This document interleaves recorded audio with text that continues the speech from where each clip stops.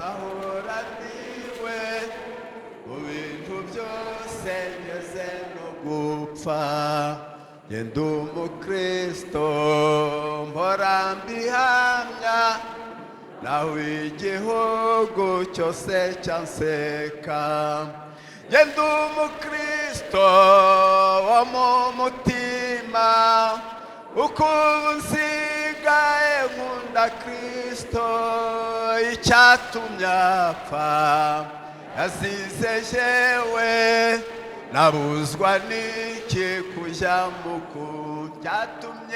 icyatumye apfa yazize jewe nabuzwa n'iki kujya mukunda ngenda umukristo umva ubwo buntu narakijijwe nkurwa mu byaha ngenda umukristo naho naterwa n'ibyago nkaba no ku rugamba ngenda umukristo ndi umutabazi mu ntambara ndasana n'ibyaha mfite umugaba n'umwami Yesu nitubaha mwenza horane mfite umugaba n'umwami Yesu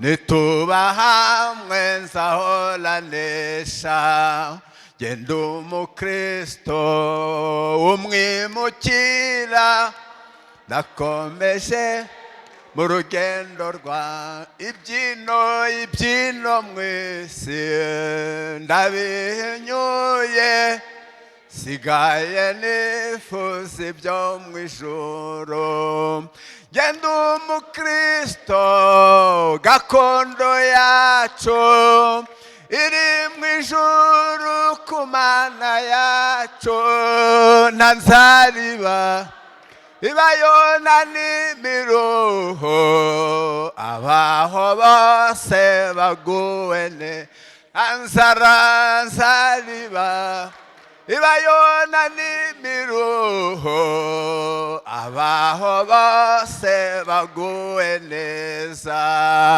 ngenda umukristo icyo ni ikintu gihumuriza umutima wanjye kikanyibagiza n'ibyago byose umva nduhuwe n'umwami Yesu ngenda umukristo uko ndi kose maze ninumirwa ngiye gupfa nzagira ibyishimo bitavugwa nzabona ihirwe ngiye mu ijuru nzagira ibyishimo bitavugwa nzabona ihirwe ngiye mu ijuru. Yesu nashimwe cyane. Haleluya haleluya. Marambura ibiganza turamukanye. Haleluya haleluya. Nitwa Aloisi Uwakarema ndi umupastori nyobora itorero riri hakurya hariya ryitwa Mumena muri paruwasi yitwa Muganza. Rero nshimiye Imana Data wa twese uhoraho se w'imico yose wongeye kunkingura umuryango nkaba ngeze hano iwanyu sejemu twaherukanaga umwaka ushize mu gisengera hepfo aha. Ndibuka ko nabigishije icyumweru cyose turimo kwiga ijambo ryitwa gukorera Imana. Ryanyuma nibuka nuko nababwiye yuko kwizera kutagira imirimo kuba gupfuye. Kwizera kutagira imirimo, ubukristo butagira imirimo buba bumeze nk'umurambo. Ngo kandi buba bumeze nk'ubw'abadayimoni. N'abadayimoni nabo ngo bizera yuko Imana ari imwe rukumbi bagahinda n'umushyitsi. Ariko Bibiliya iravuga ngo kwizera kutagira imirimo kumeze nk'uko abadayimoni. Rero ndabyibuka ko nabyigishije umwanya munini ntabwo ari byo ngarukaho. Ahubwo mufate za Bibiliya zanyu dusome ijambo ry'Imana mu gitabo cy'Abami ba kabiri ibice 6. Abami ba kabiri ibice ni 6 turasoma duhereye ku murongo wa mbere. Abami ba kabiri 6 dusome duhereye ku murongo wa mbere. Haranditse ngo niba mwahageze ku rupapuro rwa 357, haranditse ngo bukeye abana b'abahanuzi babwira Elisa bati dore aho tuba imbere yawe hatubera hato, noneho turakwinginze reka tujye kuri Yorodani umuntu wese akureho igiti twiyubakiraho kuba. Arabemerera ati nimugende. Umwe muri abo aravuga ati ndakwinginze emera kujyana n'abagaragu bawe. Aramusubiza ati yendaje. Ngo nuko barajyana, bageze kuri Yorodani batema ibiti. Umwe muri abo agitema igiti, intoro zirakuka igwa mu mazi. Arataka ati mbonye ishyano databuja, kuko yari intirano. Uwo muntu w'Imana aramubaza ati guye he? Arahamwereka. Aherako atema igiti agitera mu mazi, intore zirareremba. Aramubwira ati isingire. Arambura ukuboko arayisingira. Amen. Tujye mu rwandiko Pawulo yandikiye itorero ryo mu Efeso, ibice 4 n'umurongo waho wa 14 na 15. Abefeso 4, dusoma ayo magambo twumva icyo avuze. Harimo akajambo kamwe gusa nshaka ko ariko tuza guhagararaho cyane. 4:14 na 15, kugira ngo tudakomeza kuba abana. Ndabizi, reka duhere ku wa 11 kugira ngo mubyumve cyane.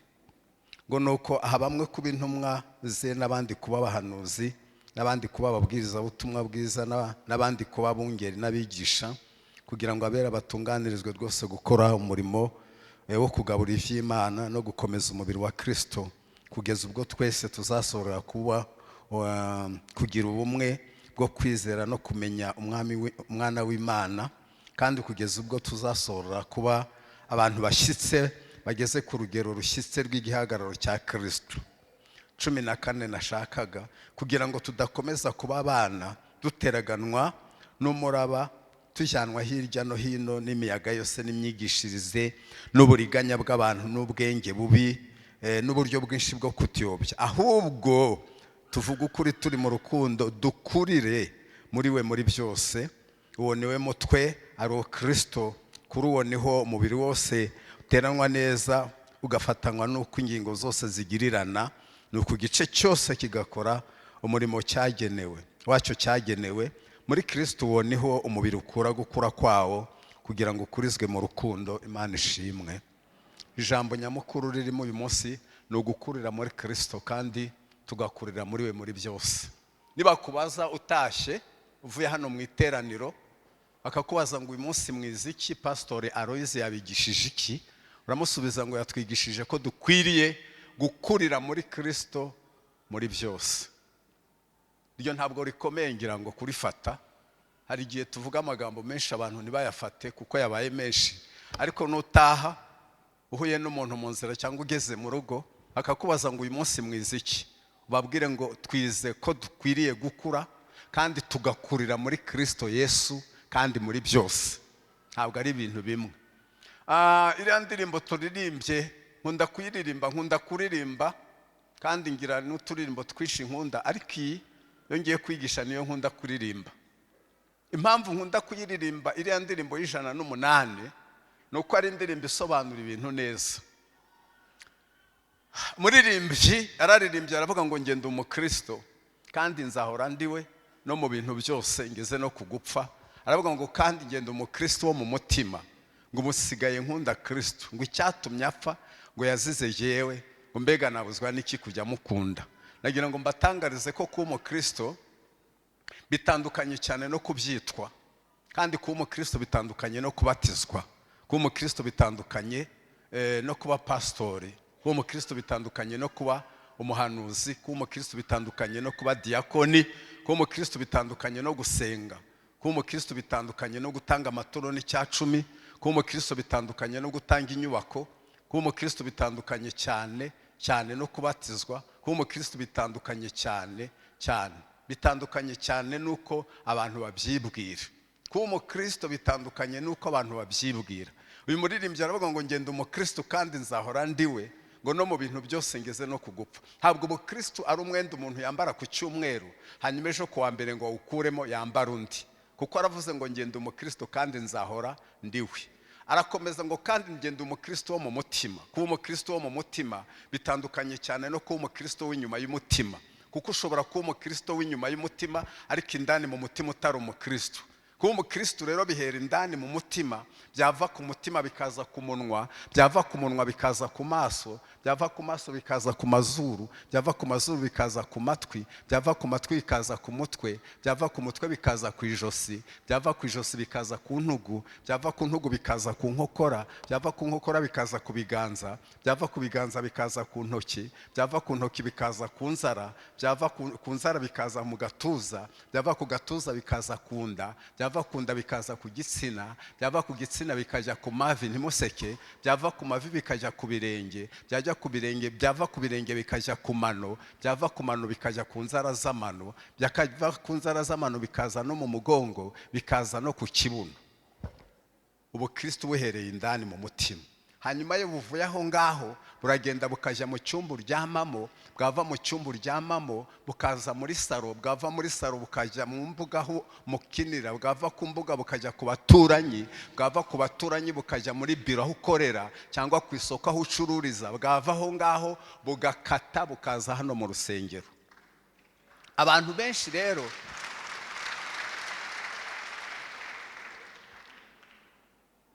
wababaza icyo mukomeye mu mashyi ntabwo mwapfa kukibona, ariko reka dukomeze kanse nubareka. Noneho mwebwe mubigize ibintu byo gukinisha kandi ntabwo ari ibintu byoroshye.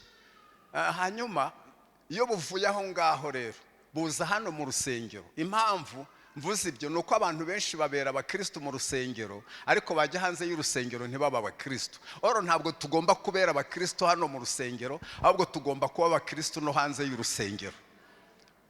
Aravuga ngo ngenda umukristo rero kandi nzahora ndiwe no mu bintu byose ngeze no kugupfa.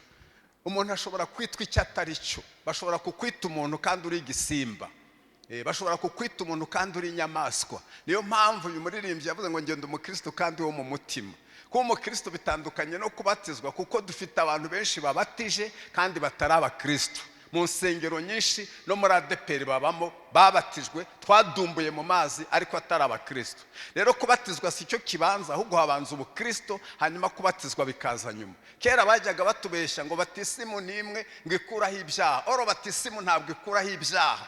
Batisimu ni isezerano ku mana ry'umutima uticira urubanza. Yesu yabwiye Yohana ngo mere wikore kuko ari byo bidukwiriye kugira ngo dusoze gukiranuka kose. Kubatizwa no gusoza gukiranuka kose, ntabwo batisima ikuraho ibyaha. Ababikubwiye barakubeshye. Rero arakomeza aravuga ngo ngenda umukristo, ngo kandi ndi umukristo mu ntambara ndwana ndasana n'ibyaha, ngo mfite umugabane umwami Yesu, nituba hamwe nawe nzahora nesha. Rero ntabwo umukristo arwana n'abantu ahubwo arwana n'ibyaha. Ntabwo umukristo arwana n'undi ahubwo arwana na Satani. Hanyuma akavuga ngo kandi mfite umugaba n'umwami Yesu, nituba hamwe nawe nzahora nesha. Iyo rero uri umukristo udafite Yesu ntibishoboka.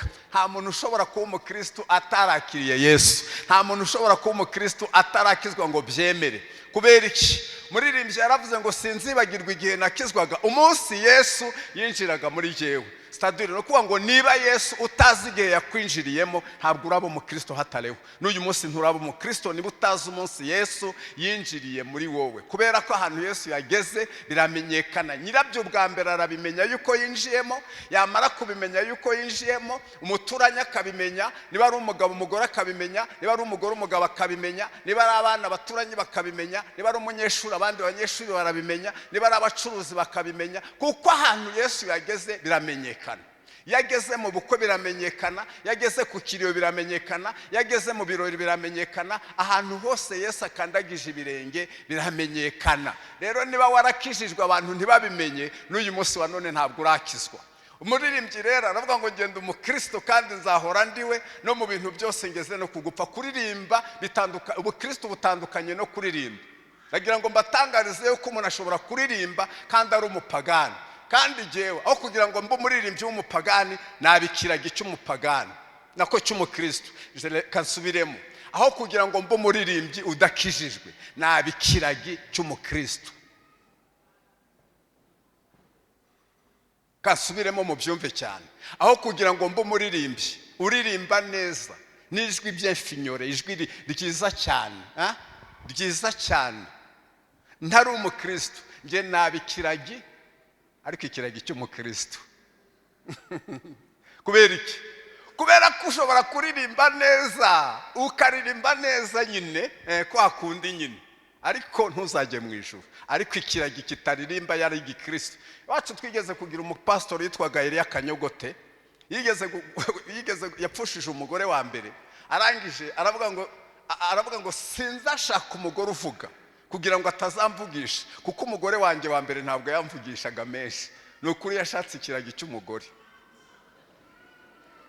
Ibyo mbabwira ni ukuri. Yari afite umupastori, se wa pasiteri Elize, uriya wabaga hari i Nyarugenge, yitwaga Eliya Kanyogote. Yari yaravuze ngo sinzashaka umugore uvuga wa kabiri, kugira ngo, kuko wa mbere yari yitabye Imana, ngo kugira ngo umugore wa kabiri atazamvugisha. Rero aho kugira ngo mbe umuririmbyi udakijijwe, yewe naba ikiragi gikijijwe. Kubera ko ubukristo butandukanye cyane no kuririmba. Ubukristo butandukanye no kuba umuhanuzi. Ubukristo butandukanye no gukora ibitangaza. Ushobora gukora ibitangaza kandi utaba umukristo. Abashwekuru barahanura, abashwekuru barerekwa, abamajisiye bakora ibitangaza. Hari umumajisiye umwe yigeze gufata imodoka imwe hano n'indi hano, arababwira ngo mwese mudemare mukurure.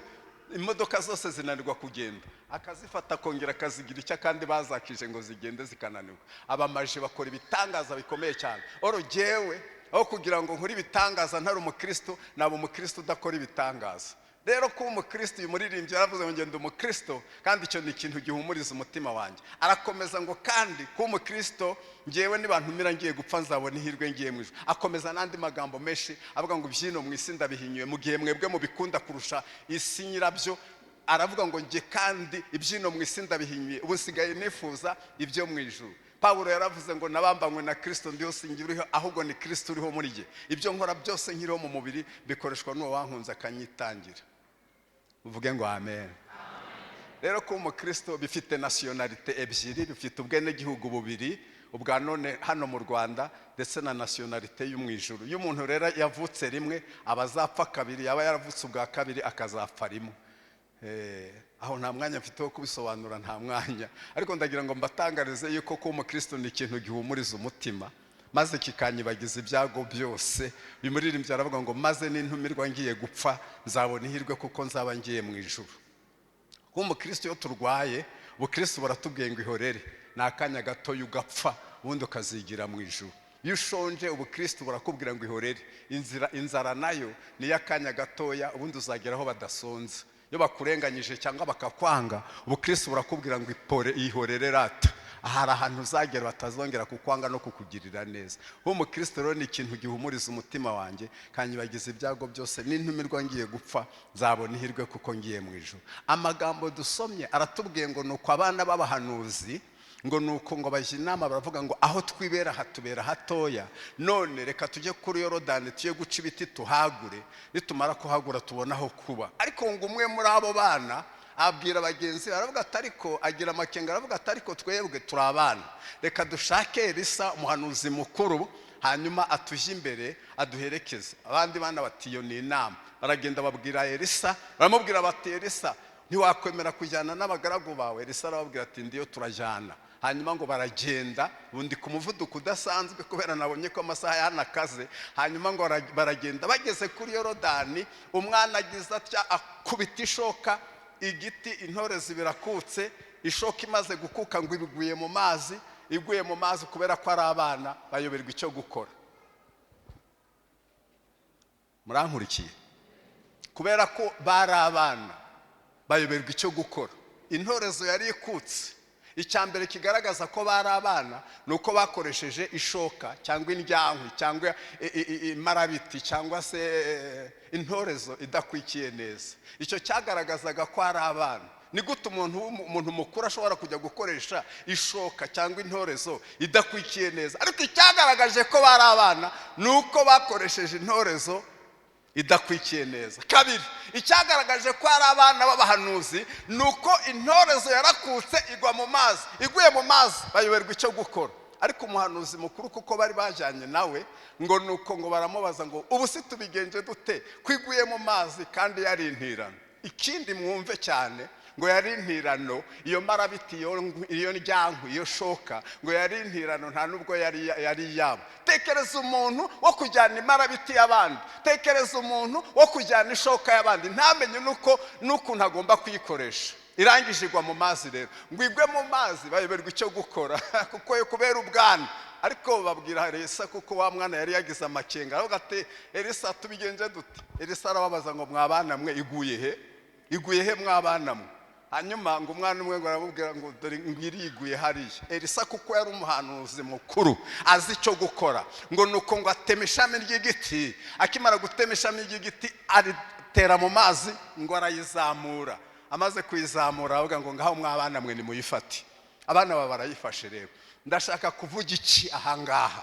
Ijambo twasomye mu Befeso ryatubwiye ngo nuko rero dukwiriye gukura kandi tugakurira muri Kristo Yesu muri byose. Impamvu tugomba gukura tugakurira muri Kristo Yesu muri byose ni iyihe? Twayisomye hejuru ngo nukugira ngo tudakomeza guteraganwa hirya no hino n'imiyaga n'imiraba n'imyigishirize mibi y'abantu n'ubwenge bubi ngo butatuyobya, ngo ahubwo tugomba gukura kandi tugakurira muri Kristo Yesu muri byose. Hari abana b'abahanuzi tujya tugira, rero tugira n'abahanuzi b'abana, tugira n'abahanuzi bakuru, ariko icyo twize uyu munsi nuko tugomba gukura kandi tugakurira muri Kristo Yesu muri byose. Noneho rero abana rero intorezo ngo imara kugwa mu mazi babuze icyo gukora, Elisa yikuramo. Aha ntaraharenga ndashaka kubabwira ijambo rimwe cyane mu ryumvi. Bariya abana intorezo bari bafite ngo yari iki? Yari intirano, ntabwo yari yabo, bari bayitijwe.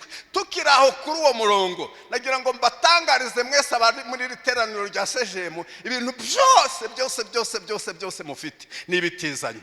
Byose uko bingana ni ibitizanye. Ariko kubera ubwana tujya tugira, hari ikintu gikomeye cyane kijya kitubaho twese uko tungana kubera ubwana. Ariko uyu munsi wa none naje kubabwira ko dukwiriye gukura twese uko tungana kandi tugakurira muri Kristo Yesu muri byose. Icya mbere kigaragaza kuri umwana ni uko ujya uvuga ngo umugore wanjye.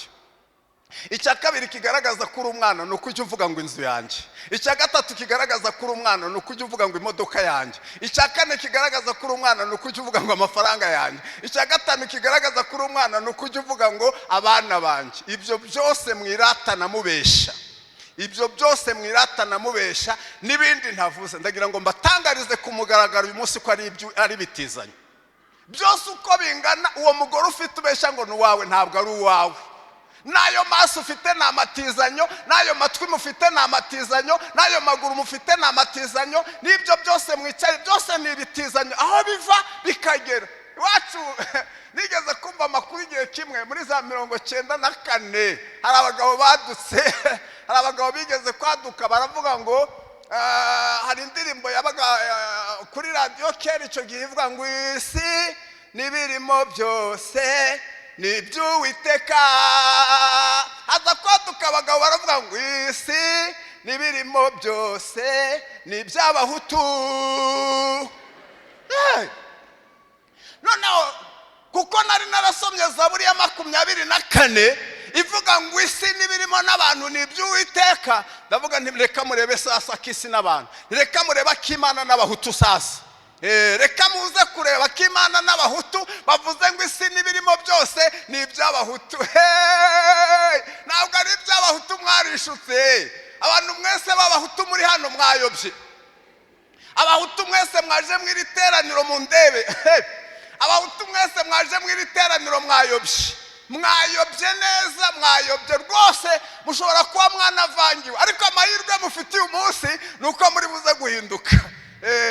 Ntabwo isi n'ibiyuzuye ari iby'Abahutu. Reka Zaburi yarambwiye ngo isi n'ibiyuzuye ngo ni iby'Uwiteka, ntabwo ari ibyanyu, mwaribeshe. Ni ibitizanyo. Ubwo Abahutu bari hano rero baravuze, Abatutsi bari hano ubwo baravuze bati ni ibyacu rata. Ntabwo ari ibyanyu Abatutsi mwaje hano namwe mwayobye. ntabwo ari ibyanyu, ntabwo ari ibyanyu. icya mbere kigaragaza ko muri abana bahutu mwese mwaje hano, nta muntu ugira ubwoko bubiri. nta muntu ugira gute? nta muntu ugira ubwoko bubiri. ntabwo bishoboka. ntabwo ushobora kuba umwega ngo ube n'umuzigaba. ntabwo ushobora kuba umugesera ngo ube n'umusinga. nta muntu ushobora kuba umusinga ngo abe n'umusita. nta muntu ushobora kuba umusita ngo abe n'umunyabyinshi. nta muntu ushobora kuba umunyabyinshi ngo abe n'umwega. ntibibaho. umuntu agira ubwoko bumwe gusa. umuntu agira ubwoko bumwe gusa. niyo mpamvu mbabwiye yuko abahutu mwese mwaje hano mwayobye, n'abatutsi mwese mwaje hano mwayobye. hano ntabaho. ariko ubundi no kuba ndimo kwihuta, ubundi mwebwe muri bwoko ki? oya mumbwize ukuri. ubundi nshobora kuba ndi ku muvuduko udasanzwe kandi wenda nazi nabo muri bo. ubundi mwebwe mwaje hano muri bwoko ki? cyangwa mwasigajwe inyuma n'amateka? mushobora kuba muri abatwa baje mu iri teraniro wenda hari. ubundi mwebwe muri bwoko ki? mwese murazi iki gihugu ducumbitsemo mwese cy'u Rwanda, muzi ibintu byahabaye byitwa jenoside. jenoside yakozwe n'abandi. jenoside yakozwe n'abandi. ko mucecetse? jenoside yakozwe n'abandi. abandi siko mutari kunsubiza, muragira ngo murangizwa n'iki kandi naje? umva, jenoside yakozwe n'abandi. ntabwo ndimo kumva neza. ngo yakozwe n'abandi? aba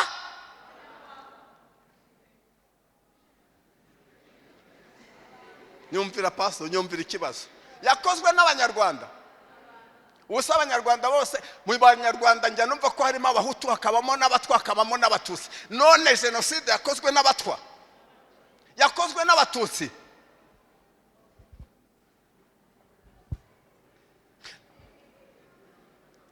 mureke mwumve munyumve umubwiriza butumwa waje uyu munsi wa none.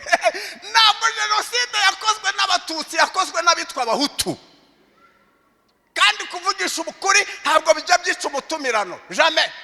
jenoside yakorewe abatutsi mwese muzi yuko yakozwe n'abahutu.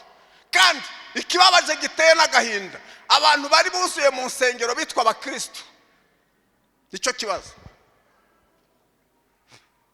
abantu bari buzuye mu nsengero bitwa abakristo, bitwaga abakristo mu nsengero, bari buzuye bitwa abakristo, muri za kiliziya bitwa abakristo, mu misigiti bitwa abantu b'Imana. jenoside iraba. njye mpora mburana n'abantu bahora bambesha bakambwira ngo jenoside yabaye mu Rwanda ngo muri 94, ngo abakristo ngo bari 99 n'ibice bingahe ku ijana. nanjye nkabakanira nkababwira nti jamais, ntabwo ari byo. iyo mibare yanyu ntabwo ari yo. iyo mibare ntabwo ariyo. ntabwo abakristo baba ari 99 n'ibice ku ijana hanyuma ngo habe jenoside. jamais. ahubwo bari abanyedini buzuye mu nsengero. kimwe n'uyu munsi wa none niko bimeze. abantu buzuye mu nsengero kandi badakishijwe. abantu buzuye mu nsengero kandi ari abahutu. abantu buzuye mu nsengero kandi ari abatutsi. abantu buzuye mu nsengero kandi barasigajwe inyuma n'amateka. umva neza icyo Bibiliya ivuga. Bibiliya iravuga ngo iyo umuntu yageze muri Kristo Yesu aba ari icyaremwe gisha. ibya kera biba bishize, dore byose biba bihindutse bisha. ku murongo wa 16 w'Abakorinto wa 2:5 aravuga ngo nicyo gituma tutagitekereza umuntu wese dukurikije amasekuruza, ngo nubwo ariko twatekerezaga Kristo, ariko uyu munsi ntabwo tukimutekereza dutyo. iyo umuntu yageze muri Kristo Yesu aba yabaye icyaremwe gisha. iby'ubuhutu birarangira, iby'ubututsi bikarangira, iby'ubutwa bikarangira, abantu bagahinduka kuba abakristo.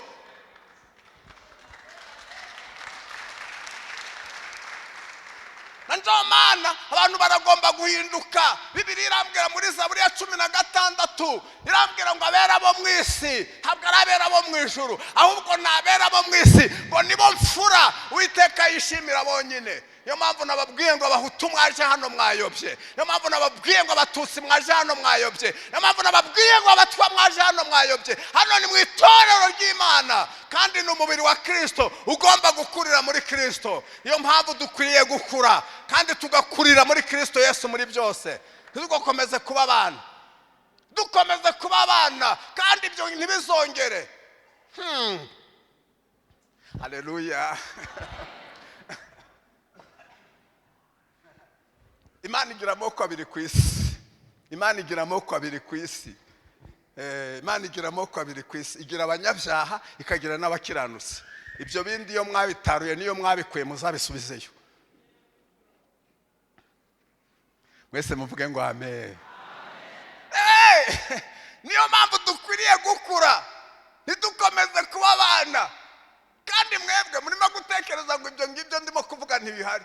Kare nigishije irindi jambo, impamvu iri ngiri rije rifite impamvu hano. Abantu bakwiriye gukura kandi bagakurira muri Kristo Yesu. Tubakomeze kuba abana, ntabwo ari ugukurira muri ADPR, kuko hari abantu basaziye muri ADPR kandi batari abakristo. N'uyu munsi wa none baduteza ibibazo. Ntabwo ari ugukurira muri korali, ahubwo ni ugukurira muri Kristo Yesu. Ntabwo ari ugukurira mu buhanuzi, ahubwo ni ugukurira muri Kristo Yesu muri byose. Tugakura ntidukomeze kuba abana. Nigeze kujya kwigisha i Remera umunsi umwe, ngiyeyo nsanga umugabo umaze imyaka 10 araza amaze kwigisha, araza yihana, arambwira ngo Imana imbabare ngo maze imyaka 10 ngo ntazi gutanga icya 10 cyari cyo. Ntisubiramo numve. Arambwira ngo umaze imyaka 10 ngo ntazi gutanga icya 10. Ibaze n'ukuri ko umuntu amaze imyaka 10 muri ADPR mu rusengero akaba atazi gutanga icya 10 cyari cyo. Nabwira nti nubwo ugaragara kuri umuntu mukuru ariko uri umwana. Tugira abantu b'abana basaziye mu rusengero. Ugira gutya, ye kuko ndi umupastor, hari igihe umuntu asa umwana umusore akaza akambwira ati pastor ntikarame, ati ubu rero mfite icyifuzo. Ufite icyifuzo ki? Ati mfite icyifuzo, ndashaka kubaka urugo. Nkamubaza urakuze? Ati ubu n'ukuri ndakuze. Urakuze kwera? Ati nkabona koko afite utwanwa hano.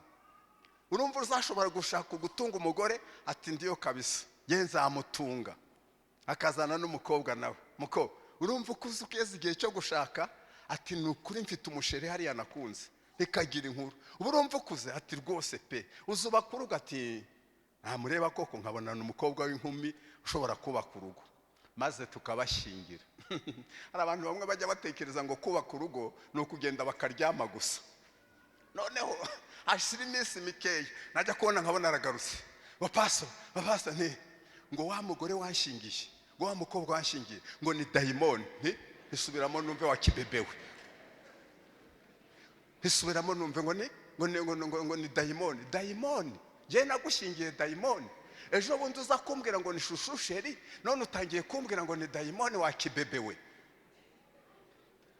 Ariko nta kindi cyatumye ananirwa kubaka urugo, nuko atarakuze muri Kristo Yesu. Arafite utwanwa gusa ariko ari ikibebe. Ageze mu rugo biramucanga. Nawe byaragucanze, niyo mpamvu ufite ibibazo mu rugo iwawe. Wibwiye yuko gutunga umugore ari uko mu muceri n'ibirayi, kubera ububebe none atangiye kukunanira.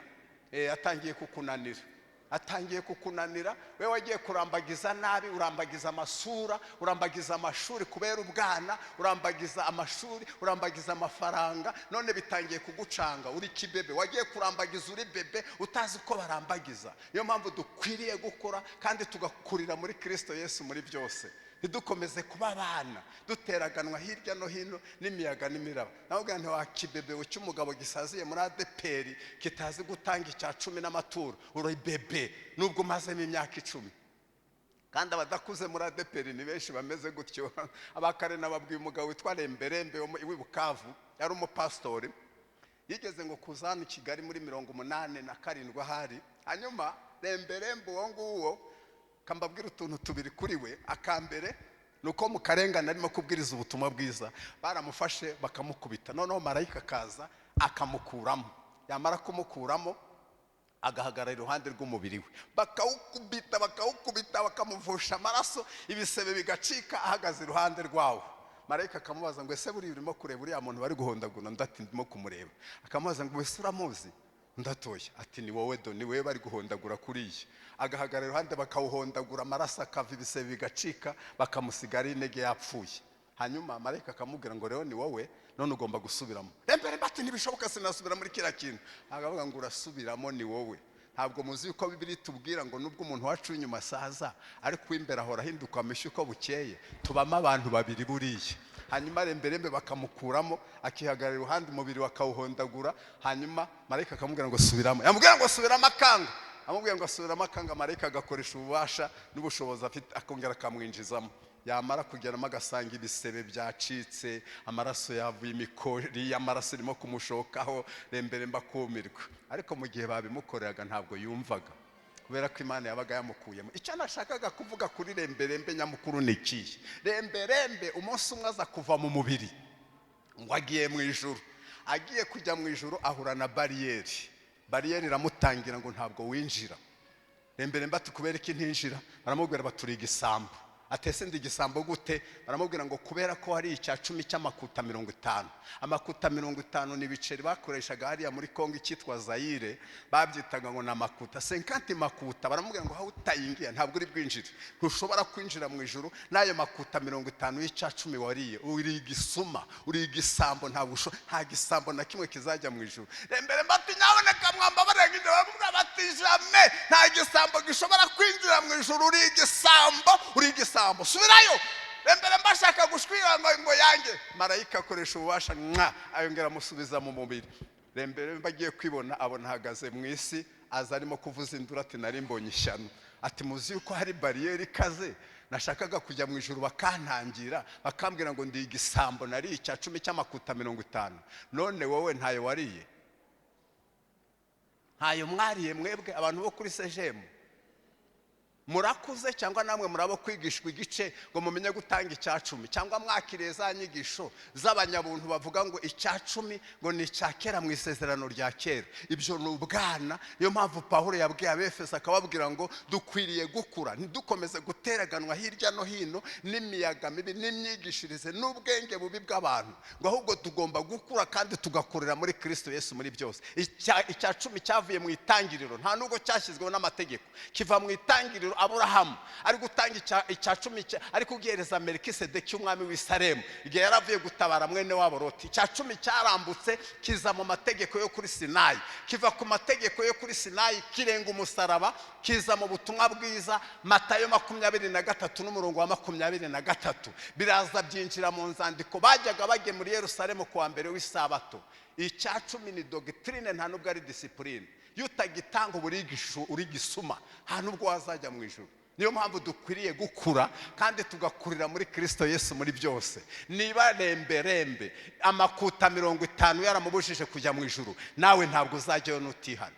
Aho utayingiya ntabwo uzinjira mu ijuru uri igisuma cy'ikiririmbyi, ntabwo uzinjira mu ijuru uri kijura cy'ikidiyakoni, ntabwo uzinjira mu ijuru uri umunyamasengesho w'umujura. Ntabwo byakunda, habe n'urushinge. Niyo mpamvu dukwiriye gukura tugakurira muri Kristo Yesu muri byose, ntidukomeze kuba abana duteraganwa hirya no hino n'imiyaga. Niyo mpamvu dukwiriye gukura, ntidukomeze kuba abatutsi tukaba abakristo. Niyo mpamvu dukwiriye gukura, tuba abahutu ubwo tukaba Kristo. Niyo mpamvu dukwiriye gukura, ntituba abaririmbyi gusa badakijijwe, ahubwo tukaba abaririmbyi bakijijwe. Tugomba gukura rero, tugomba gukura. Isomo kandi ubwo ryarangiye. Pastor, isomo ryarangiye n'ukuri. Wari uzi ko ndi bubyigisha ibi? Ntabwo wari ubizi. Wari uzi ko ndi bwigishe nk'ibya mbere? Wapi, Mwuka w'Imana yahinduye. Haleluya! Ko mutarimo kunyikiriza. Haleluya! Mwatsinzwe ndabizi neza. Mugomba gukura abantu bo kuri sejemu. Ntabwo ubukristo bugarukira kukubaka gusa. Oya, mugomba kubaka mukanakura mu buryo bw'umwuka. Impamvu mutabatizwa mu Mwuka Wera niki? Ni gute ushobora kumara imyaka 10-20 mu itorero utarabatizwa mu Mwuka Wera? Ufite amabanga ya Satani ushobora kububitsa. Ushobora kubitsa amabanga ya Satani. Abakare nababwiye umugabo umwe ari hatari, yajyaga afata umugore we akamuharika, agafata undi mugore akamushyira hagati ye nawe nijoro. Hanyuma Imana irareba urwo rwaha. Umva munyumve. Noneho akamufata akamushyira hagati y'umugore we nawe, umugore ntabimenye. Kare nigishije ijambo ryitwa kwemera mu ntayiriza pere wemewe muri Kristo, niryo nigishije. Noneho akamufata akamushyiramo hagati. Imana ikabire kavuga ngo umunsi umwe tuzabonana. Umunsi umwe rero Imana ifata urubuye rungana n'uru rubafure, iragenda urumukubita ku mugongo nijoro. Irumukubise ku mugongo mu inzozi, umugabo araniha. Ananiata kibuye kiramuremerera. hanyuma mu kanya kiba kiraguye, kiguye Imana iramubwira ngo, aravuga ngo iramubwira ngo kurwo rubuye rwari rwanze kukuva ku mugongo niko n'urwaho ukorera umugore wawe rutari rwakuvaho kuko utarwihanye. Abasambanyi mwese muri hano muracyari abana. None abantu barenze ngo no gusambana bahuje ibitsina, ahubwo ngo none ngo bari gusambana ibigabo ku bindi bigabo n'ibigore ku bindi bigore. Ngo nirwo rwego bigezeho noneho, ibintu bitangaje biteye n'isoni, biteye n'agahinda n'umubabaro. Urwo nirwo rwego abantu bagezeho, no gusambana n'amatungo, bagasambana n'inyamaswa, bagasambana n'ibiti n'amabuye, abandi bagasambanira ku matelefone, abandi bagasambanira kuri za televizeri. Hari umugabo umwe wajyaga aza buri gihe aza kwihana iwanjye avuga ngo Imana imbabare ngo nahoze ndimo gusambanira kuri televiziyo, kuri televizeri. Undi nawe nyoboye ikarama yaraje arihana, arambwira ngo Imana imbabarire ngo narongoye inka. Ni ariko Mana yo mu ijuru, umuntu arongora inka gute se? Aho ese urongora inka gute wowe? Ese ubigenza gute? Numva biteye isoni n'ubwoba. Hari undi wigaga hariya nyoboye ku Mumena, we yaje kwiyana ko yatinganaga n'abandi basore, ari umunyeshuri hariya muri kaminuza hariya. Rero ibintu byaracitse, ariko dukwiriye gukura kandi tugakurira muri Kristo Yesu muri byose, tukamenya gutandukanya ADPR no gukizwa, tukamenya gutandukanya ADPR no kwakira Yesu, tukamenya gutandukanya ADPR n'ubukristo, tugakurira muri Kristo Yesu muri byose, dukomeza guteraganwa hirya no hino. Myaka yashize muzi yuko itoro ryagiye rigira ibibazo by'abantu babasohoke, bagasohoka mu mavugura, barasohotse mu dukombe, barasohotse n'ejo bundi harabasohowe hariya ku Mumena nyoboye, harabasohowe n'inyigisho z'ubuntu baragenda. Ariko icyo ni ikibazo cyo kudakura, ikibazo cy'ubwana. Jewe nigishijwe kuva kera yuko umucyo udahunga umwijima, ahubwo umwijima ari uhunga umucyo. Nta muntu w'umukristo usohoka mu rusengero ngo ni ukubera udukombe n'agakombe. Ibyo ni ubwana. Igaburo ryera ntabwo ari igikombe, igaburo ryera si n'agakombe, ahubwo igaburo ryera rigirwa igaburo ryera n'uryakiriye. Ubu ejo bundi dukoresheje umutobe w'ibitoki mwabona bamwe basohotse. Hari uwo maze iminsi impaka nawe ati none ko mudakoresha divayi y'imizabibu. Hano si ni muri Isirayeli hari imizabibu duhinga, tugenda tugafata ji yo muri alimentation yariya, dushatse twafata n'umutobe w'ibitoki akaba ariwo dukoresha ji, akaba ariwo dukoresha nako igaburo ryera. Dushatse twafata n'umutsima w'amasaka rukacara, twafata rukacara y'amasaka tukayikata akaba ariyo tugira igaburo ryera, kubera ko ni urwibutso rw'urupfu n'izuka by'umwami Yesu kugeza ubwo azazira. Tugomba gukura, tugakurira muri Kristo Yesu muri byose. Mubike imitwe dusenge, amasaha yageze. Umuntu usambana wese aba ari umwana, umuntu utukana wese aba ari umwana. Pawulo yaravuze ngo nkiri umwana navugaga nk'abana batoya, ariko none uyu munsi wa none maze gukura, sinkivuga nk'abana, sinkirya nk'abana, sinjyambara nk'abana, umuntu agomba gukura kandi agakurira muri Kristo Yesu muri byose. Mubike imitwe yanyu dusenge Imana, tugomba gukura. Abantu mwese mwari icyacumi muracyari abana, ntabwo mwaja mu ijuru. Abantu mwese mubesha muracyari abana, abantu mwese mutukana muracyari abana, abantu mwese munegurana muracyari abana, abantu mwese mugira inzangano n'amatiku muracyari abana. Tugomba gukura. Abantu mwese muharika abagabo muracyari abana, abantu mwese muharika abagore banyu muracyari abana, abasore n'abakobwa basomana mwese muracyari abana. Tugomba gukura tukava mu bwana tugakurira muri Kristo Yesu muri byose. Ndashaka gusengera umuntu wese waje mu iri teraniro akaba atarakizwa, agire gutya ikiganza tumusengere niba hari. Zamura ikiganza cyawe niba utarakira Yesu, tugusengera Imana ukizwe, wakire Yesu uyu munsi. Urahari ngo tugusengere? Hari uhari ngo tumusengere tumwereke Yesu akizwe uyu munsi wa none, yakire Yesu? Arahari mu iri teraniro? Arahari ngo tumusengere ukizwe uve mu by'ubwana, ubu mu Kristo, reke ko umunyedini gusa. Urahari ngo tugusengere? Urahari ngo tugusengere? Murandebere ko hari hariya ngo tumusengere Imana, tugusengere ukizwe, tugusengere uve mu bya kera bikena umumaro. Yesu aguha umugisha. Tugusengere uve mu bintu by'ubwana byo ku umunyedini gusa utarakira Yesu. Zamura ikiganza tugusengere nawe niba uhari. Urahari nawe? Zamura nawe. Yesu aguha umugisha. Zamura cyane nawe Yesu aguha umugisha. Zamura cyane, zamura. Yesu abaha umugisha. Mwebwe mwazamuye ibiganza mu hejuru muhaguruke mwebwe mwazamuye ibiganza tubasengera Imana, tubamurikira Imana, mwandikwe mu gitabo cy'ubugingo cy'umwana w'intama w'Imana. Mutere intambwe muze hano abashumba babasengere, muze mutere intambwe mwebwe mwarambuye ibiganza, muze hano babasengera Imana. Munyaruke n'ingoga tubasengera Imana, amasaha arimo kugenda. Mubanguke tere intambwe ubanguke tugusengere, tukwereke Yesu ukizwe, uve mu bintu by'idini gusa, uve mu mihango y'idini, ahubwo ukizwe wakire Yesu, ukizwe neza kugira ngo uzabone uko ujya mu ijuru. Imana ibaha umugisha, nta wundi usigaye nawe ngo abanguke tumusengere hamwe n'abangaba. Kabiri, umuntu warukijijwe akagwa uyu munsi wa none akaba yarasubiye inyuma, akaba ashaka kongera gukizwa muri uyu mwaka, akaba yongera kugirana imishyikirano n'Imana, arahari nawe ngo abanguke. Banguka n'ingoga nawe, ngwino nawe wongere wiyunge n'Imana. Banguka nawe upfukame hamwe n'abangaba, wongere wiyunge n'Imana, wongere ugarukire Imana, wongere ukizwe neza kugira ngo uzaje mu ijuru. Mubanguke n'ingoga namwe wongere babamurikira Imana, wongere mwandikishwe mu gitabo cy'ubugingo cy'umwana w'intama w'Imana, kuko umuntu wese uzaboneka atanditswe muri icyo gitabo cy'ubugingo atazaraga ubwami bw'Imana. Banguka nawe niba uhari, ngwino upfukame hamwe n'abangaba bagusengera Imana, bakwereka Imana kugira ngo ukizwe, wongere wiyunge n'Imana, uzabone uko ujya mu ijuru. Njo kwa Yesu, banguka n'ingoga bagusengere nawe wiyunge n'Imana kugira ngo uzaje mu ijuru, uyu mwaka utangire ukijijwe neza. Nyaruka n'ingoga were gutinda, hari icyo Umwuka Wera arimo kukubwira. Banguka nawe bitinda, hari icyo Umwuka Wera yakubwiye, hari icyo Umwuka Wera yakongoreye muri aya magambo yose navuze. Banguka n'ingoga tubasengera Imana, tubereke Imana mukizwe neza kugira ngo muzaje mu bwami bw'Imana. Kadusenge, kadusaba umushumba basengera Imana, abamurikira Imana, hanyuma dukomeze. Mana ishobora byose, ufite imbaraga nyinshi zo gukiza abantu bawe.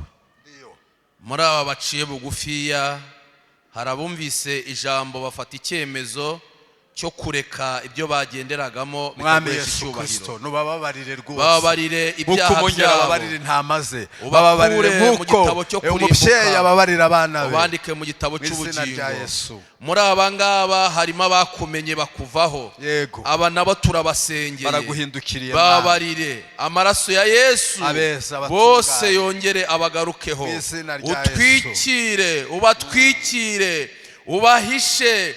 Mana ufite imbaraga nyinshi, turagushimiye ko imbabazi zawe zibabayeho. Uhereye none babi byaremwe bishya, batangire umwaka bafashe icyemezo gikomeye. Turagushimiye ko bikoze ibyo, tubisabye twizeye izina ryawe ryera. Amen. Munyure hariya mukomezanye na mwarimu Damascene n'abadiakoni bandi, mukurikire uriya mugabo. Abanyetorero namwe murahaguruka dufatanye gusenga Imana, tutiriwe turondora buri kantu. Umuntu wese utejejwe ntabwo azabona Imana. Kandi mwese mwumvise, nubwo mutaje gupfukama hamwe n'abangaba, ariko namwe hari icyo Umwuka w'Imana yababwiye muri aya magambo. Dukwiye kuba abakristo, kandi abakristo bakuru, tugakurira muri Kristo Yesu muri byose. Dukomeze kuba abana duteraganwa hirya no hino n'imiyaga n'imiraba, dushushubikanwa tujyana hirya no hino n'ubwenge bubi bw'abantu n'inyigisho mbi zipfuye. Mwami wacu Yesu Kristo, mwana w'intama w'Imana isumba byose, uri Imana ireba, uri Imana itagira icihishwa. Ibintu byose bitwikuriye imbere y'amaso yawe nk'ibyambaye ubusa, mu maso y'izatubaza ibyo twakoze. Ngira iteraniro rihagaze imbere yawe, ngababaje n'abagaragu bahagaze imbere yawe, batsinzwe n'ijambo ryawe, ariko impamvu batsinzwe ni ukugira ngo batsindishirizwe. Turasenze ngo bakureho urubanza rw'ibyaha, bakureho gukiranirwa kose. Amaraso waviriye igorogota ku musaraba abuhagira batunganye imibiri n'umwuka n'ubugingo nabo ubwabo, mu izina rya Yesu. Abantu bahinduke rwose, babe ibyaremwe bisha, bave mu bya kera bikena umumaro, mu izina rya Yesu. Bahinduke kubabera, uko biranditswe ngo tuzababera, ngo nk'uko nawe uri uwera. Urakoze Yesu ko bababariye abatanditse mu gitabo cy'ubugingo. Uyu munsi ubandike mu gitabo cy'ubugingo, ubwo uzagaruka guhamagara amazina y'abera, nabo bazumva amazina y'abahamagawe. Urakoze kubyumvise. Abibaga ntibazongere kwiba, ababeshaga ntibazongere kubesha, abatukanaga ntibazongere gutukana, abasambanaga ntibazongere, abacaga abagore inyuma n'abagabo ntibazongere. Were none tubasabiye imbaraga, tubasabiye kunesha n'ubutwari mu izina rya Yesu. Kandi ubafurebe intwaro zose zo gukiranuka, iz'iburyo n'iz'ibumoso, kugira ngo ngo bashobore guhagarara badatsinzwe n'uburiganya bwa Satani. Urakoze, ndagushimiye kubyumvise, tugukomeye amashyi menshi, ababyeyi bakuvugirije impundu mu izina ryiza rya Kristo Yesu umwami n'umukiza wacu, amen, amen, amen. Umwigisha arakoze, ntekereza ko mwumvise ijambo ry'Imana. Reka sabe Benaya batambuke dutanga icya 10 n'amaturo bigaragaza umuntu wakuze utakiri umwana, abazi yava azi niyajya. Watambukana rero icya 10 cyawe n'ituro, kandi aho mukuye mutanga, Imana ihongere ibaha umugisha. Abakoresha telefone namwe mwafata telefone, kandi kugira ngo bitworohere bararirimba indirimbo tuzi, nabasabaga ko mwahaguruka kugira ngo abantu babone ukuntu bagenda batambuka. Abakoresha telefone namwe reka tubarangire gutanga icya 10 n'amaturo dukoresheje telefone. Ni ya mibare ibanza y'akanyenyeri 182 akanyenyeri 8 akanyenyeri 1 ni 0777 911. Subiremo, akanyenyeri 182 akanyenyeri 8 akanyenyeri 1 0777 ugatangiraho icya 10 cyawe n'amaturo, Imana ikaguha umugisha. Karibu duhagurutse n'abandi batambuka. Nari mu mwijima ukabije, Yesu aramurikira. Nari mu mwanda uteye isoni, Yesu ankuramo. Nari ndushye nguye umwuma, Yesu araza ati ngwino mwana nkunda nkuruhure. Nari mu mwijima, nari mu mwijima ukabije, Yesu aramurikira. Nari mu mwanda uteye isoni, Yesu ankuramo. Nari ndushe nguye umwuma, Yesu araza ati ngwino mwana nkunda nkuruhure. Nari mu mwijima, nari mu mwijima ukabije, Yesu aramurikira. nari mu mwanda uteye isoni, mu mwanda uteye isoni, Yesu ankuramo. nari ndutse nguye umwuma, Yesu araza ati ngwino mwana nkunda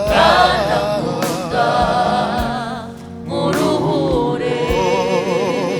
iyo ntekereje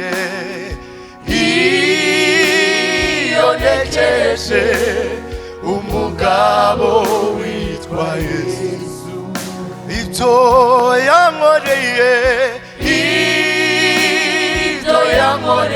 byinshi cyane, nahera mu gitondo,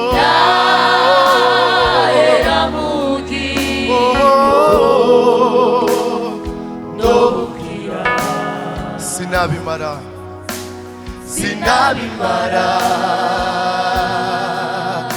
iyo ntekereje umugabo witwa Yesu, ibyo yankoreye yampaye agakiza, nahera mu gitondo,